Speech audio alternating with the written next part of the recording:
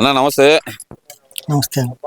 నిన్న జగన్మోహన్ రెడ్డి గారు మాట్లాడుతూ వాళ్ళ నాయకులతోటి కోఆర్డినేటర్లతోటి మాట్లాడుతూ రాష్ట్రంలో ఎక్కడ స్థానిక సంస్థల ఎన్నికల్లో ఒక్కటి కూడా ఏకగ్రీవం అవటానికి వీల్లేదు, ఎక్కడైనా ఏకగ్రీవం అయితే గనక ఆ నియోజకవర్గ బాధ్యుడు ఎవరైతే ఉన్నారో అతనికి ఎమ్మెల్యే టికెట్ ఉండదు, ఇది కన్ఫర్మ్ అని చెప్పి తేల్చి చెప్పారు. ఎలా చూడాలంటారు అసలు ఈ వ్యాఖ్యలు? ఆ నిర్ణయం మంచిదేనండి.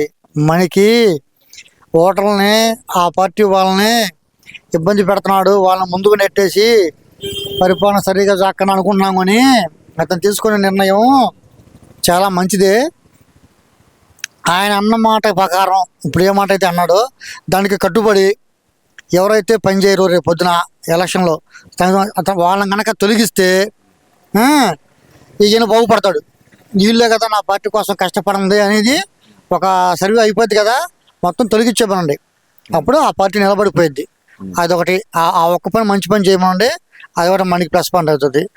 రెండోది, ప్రతి ఒక్క కార్యకర్తని నామినేషన్ ఏమన్నాడు, ఏది గెలిచినా గెలవకపోయినా ఏమన్నాడు కదా, వెయ్యాలా. వేసేటప్పుడు టీడీపీ కార్యకర్తలు కూడా వాళ్ళకి ఎదురుపడి మీరు వేయొద్దు అని అనకూడదు.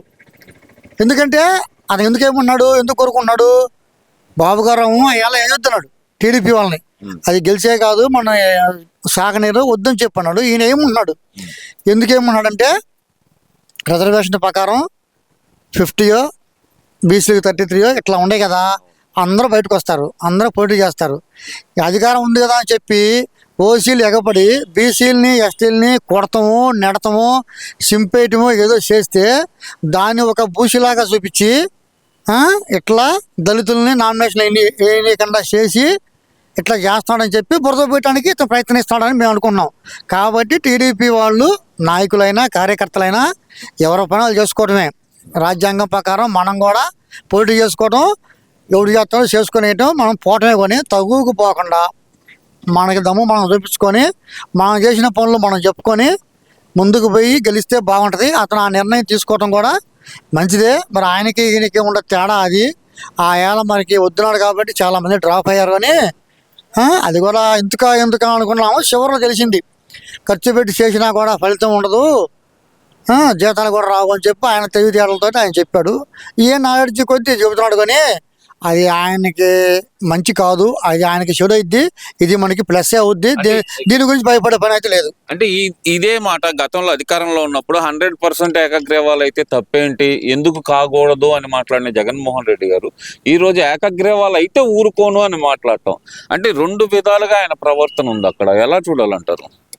అప్పుడు చేసింది అదే ఆలోచన, నేను రాజుని వేసేయండి, ఎవడు రాడు, మీరు దిగి పోటీ చేయండి, ఎవరు అడ్డం వస్తే ఎట్లా సింపేసుకుంటా పోటీ చేసుకుంటా చేద్దామని ఆయాలు ఉంది కాబట్టి అర్థం చూపించాడు. ఇవాళ ఏమీ చేయలేడు కాబట్టి కిందుండే నాయకులు అంత అమాయకులు కదా, వాళ్ళని ఎక్కదోసి మీరు ముందు పోయి నామినేషన్ వేసేసేయండి, మీరు కొట్టుకొని సాగండి, నా పని నేను చేస్తాను, ఎవరన్నా చచ్చిపోతే అమ్మటే వచ్చి శవం కాడ నుంచి ఓదర పాత్ర పెట్టి నేను ఆ 10 ఏళ్ళకు 20 ఏళ్ళకు వచ్చి రౌండ్ వేసిపోతానని ఇలా ముందు నెడుతున్నాడు. తెలివిగలలో అయితే దానికి తగ్గట్టుగా తెలివిగా ఆలోచించుకొని ముందుకెళ్తారు, లేకపోతే ఇక ఇట్లానే జరుగుతూ ఉంటుంది. ఇది ఆయన ఆలోచించే తెలివితేటలని ఇది తప్పు అని అనుకుంటే వాళ్ళ కార్యకర్తలు ఆలోచిస్తారు, లేదనుకుంటే దిగి బలైపోతారు. అంతకంటే ఏముంది, ఇక ఎవడున్నాడు తెలియనాడు, ఆయన అన్నాడేమనుకో చేయండి అని ఆడ పరిస్థితులను బట్టి చేస్తారు. మనం చేయగలుగుతామా చేయలేమా, సామాజిక వర్గం మంది ఎక్కువ ఉందా, ఊళ్ళో వాళ్ళది ఎక్కువ ఉందా, పోటీ చేద్దామా వద్దా, ఎవడు కావాలి తెలియగల వీళ్ళు చెప్పినంత మాత్రాన గ్రామంలో ఎవడు పోటీ చేయడు. స్థానిక సంస్థ ఎన్నికలు కులాలకు సంబంధించింది, చుట్టకానికి సంబంధించినవి, మతాలకు సంబంధించినవి దీంట్లోకి అన్ని ఏం చెప్పినట్టుగా అక్కడ సిచ్యువేషన్ ప్రజల్లో వ్యతిరేకత వచ్చేసింది, మందే అధికారం ఈసారి, మన సత్తా ఏందో చూపిద్దాం అంటున్నాడు కదా. ఆ వ్యతిరేకత వచ్చిందన్న మాట ఇంతకుముందు కూడా అన్నాడు. ఎప్పుడు 4-5 నెలల్లో పార్టీ గెలిచిద్దనగా సిద్ధం అని చెప్పి ఫ్లెక్సీలు వేసి దిగాడు. ఏమైంది వ్యతిరేకత అంటే, అది నువ్వు అనుకుంటావు వ్యతిరేకతని, నీ వాళ్ళందరినీ జైలు వేస్తున్నారు కాబట్టి తప్పు చేస్తే నీకు అట్లా అనిపించింది.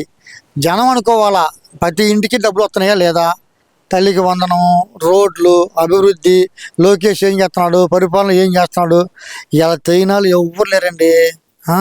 అందరు చదువుకునే పిల్లలే, అందరికీ లోకం తెలుసు, సోషల్ మీడియా ఉంది, దాన్ని బట్టే వెళ్తారు. కానీ ఆ రోజుల్లో ఒక మళ్ళీగా ఏదో డబ్బా కొట్టి మరే మనలందరూ కలిసి ట్రైన్ రా, మనం అంతా ట్రైన్ రా అంటే వేసే కాలం లేదు. అది ఆయన ఏదో అట్లా అనాలి కాబట్టి అంటాడండి, తప్పులేదు. ఇదే మూమెంట్లో ఇదే టైంలో బాబు గారు వద్దు అన్నాడు. నేను నామినేషన్ చేశా కాబట్టి మేము ఎట్టుంది కాబట్టి గెలిచా.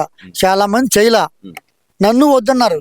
అట్లానే ఇదే టైంలో మళ్ళీ ఏమన్నాడు, చేయండి రా మొత్తం నామినేషన్ చేసేసి మొత్తం దిగండి రా అన్నాడు. మరి దిగితే ఏమైంది? ఆయాలు మేము దిగిన మేము దిగితే మాకేమైంది? కోటింగ్ పడింది, దేశం వాళ్ళు పెట్టి పారిపోయారు. నిన్న మొన్న వచ్చారు మా వాళ్ళు. ఇది అట్లానే ఉంటది కదా.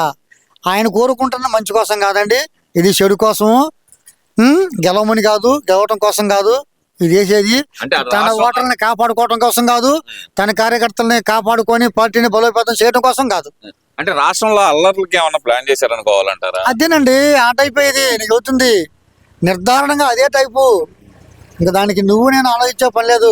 అది సహజంగా అది ఆలోచించేది, ఎవరైనా ఆలోచించేది. ఆయా జరిగినాయి కదా. అవును. మరి ఇప్పుడు అది జరుగుద్ది. కానీ ఆ అల్లర్లో టైపులోకి వెళ్ళకుండా ఉండమని చెబుతున్నా. టీడీపీ కార్యకర్తలను కానీ ఏ సామాజిక వర్గమైనా, టీడీపీ వాళ్ళు ఓసీలు కానీ బీసీలు కానీ చెప్పినా కూడా టీడీపీ ఎస్సీలు ఎస్టీలు ముందుకెళ్ళి దూకి తగులుపై కొట్టుకోవద్దు. తెలివిగా ముందుకెళ్ళండి. గెలుపుతాం అనుకుంటే దిగండి, నామినేషన్ వేయండి, రాజ్యాంగం ప్రకారం గెలవండి. సరే, బయట చెప్తున్నారు కదా ప్రభుత్వం మీద వ్యతిరేకత ఉంది అని మాట్లాడుతున్న ఈయన, ఆ వ్యతిరేకత అనేది అసెంబ్లీ వేదికగా ఎందుకని వినిపించలేకపోతున్నారు అనుకోవాలంటారు? మరి అసెంబ్లీ వేదికగా వినిపించడానికి ఆయన ఎప్పుడైనా మీరు నాకు పెట్టండి వాట్సాప్, మీకు దగ్గర లేకపోతే వైఎస్ఆర్ పార్టీ వాళ్ళని ఎవరినైనా పెట్టనండి, నేను మాట్లాడుతున్నాను మీడియా ద్వారాగా. ఆయన ప్రమాణ స్వీకారం చేసిన తర్వాత ఒక్కరోజైనా 5 సంవత్సరాల్లో మీడియా సమావేశం ఏర్పాటు చేసి 10 మంది నుంచోబెట్టి మీడియా వాళ్ళని, నేను ఈ పరిపాలన చేస్తున్నాను, నా పరిపాలన బాగుంది, నేను ఇది చేశాను, నేను ఢిల్లీకి పోయి వచ్చాను, ఇది ఇచ్చారు, నా పరిపాలన తెచ్చిందని ప్రెస్ మీట్ పెట్టలేదు. అవును. ఇవాళ నీ దగ్గర నుంచి బాబు గారు ఒక 5-8 లాక్కుంటే నీకు హోదా లేకుండా చేస్తాను అన్నాడు. మరి ఇవాళ నిజంగా అది బాబు గారు చేసింది కాదు, నువ్వు చేసుకుందే కాదు, జనం చేశారు, భగవంతుడు చేశాడు. నీకే ప్రత్యేక హోదా లేకుండా పోయింది. నాకు ఇయ్యి అని కోరుకుంటున్నావు, అది ఎవరిస్తారు? ఇవ్వలేవు. ఆయాలు ఎవరు ఇచ్చారు? ఆయనకి జనం ఇచ్చారు. నువ్వు ఇవ్వకూడదని కోరుకున్నావు కానీ జనం ఇచ్చారు, ప్రతిపక్ష హోదా ఇచ్చారు, కూర్చున్నాడు, నిన్ను వాయించాడు, నువ్వు చేసే తప్పులని బయట పెట్టాడు, నువ్వు ఓడిపోయావు. మరి ఇవాళ కూడా నువ్వు ప్రతిపక్షంలో లేకపోయినా కూడా నువ్వు కూర్చొని నువ్వు దాన్ని తగ్గట్టుగా మీ విజయసాయి రెడ్డి గారు, మీ ఎంపీ గారు, మీ అయ్యంలో ఆయన చెప్పినట్టుగా నువ్వు ఢీకొనాలా. ప్రతిదీ ఇదిగో ఇది తప్పు నడుతుంది, ఇక్కడ నువ్వు తప్పు చేస్తున్నావు అని చెప్పి అంటే అటు పక్కన మంత్రి దానికి సమాధానం చెప్పలేకపోవాలా.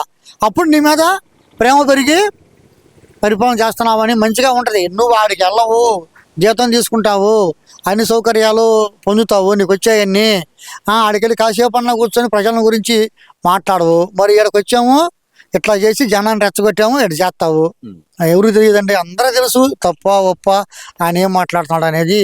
కనీసం ఏపీపీఎస్సీ కను డిఎస్సి ఎగ్జామ్స్కి రెండుకి తేడా తెలియకపోతే 5 సంవత్సరాలు ముఖ్యమంత్రి చేసేవే, ఆ ఎగ్జామ్ ఏందా ఈ ఎగ్జామ్ ఏందా అనేది తెలియకపోతే ఇంకంతకన్నా భగవంతుడు ఎవడు నిన్ను కాపాడలేడు. ప్రతి వాడికి తెలుసు అది. మేము చదువుకున్న చదువులు కొద్ది అయినా అది ఇది ఒకటే కదా, మనం పరిపాలన చేసాం కదా, మనం కూడా ఇచ్చాం కదా అంటున్నాడు. నువ్వేమి ఇచ్చావు, ఈయనేమి ఇచ్చాడు? ఇంకా ఏంటి రేపొద్దు మళ్ళీ అయిపోతున్నాడు, వచ్చిన నెలలో మళ్ళీ ఎక్కువ 3,000 చిల్లర అయిపోతున్నాడు.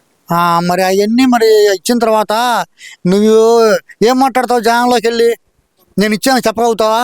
చెప్పలేవు. నువ్వు ఇచ్చింది వేరు, ఈయన ఇస్తుంది వేరు, ఇట్లాగా అంటారండి. అవన్నీ జనం గమనించుకొని ముందుకు పోవాలా. ప్రతి తెలుగుదేశం పార్టీ కార్యకర్త తెలివిగా ఉండాలా, తెలివిగా మాట్లాడి గవర్నమెంట్ని కాపాడుకోవాలండి.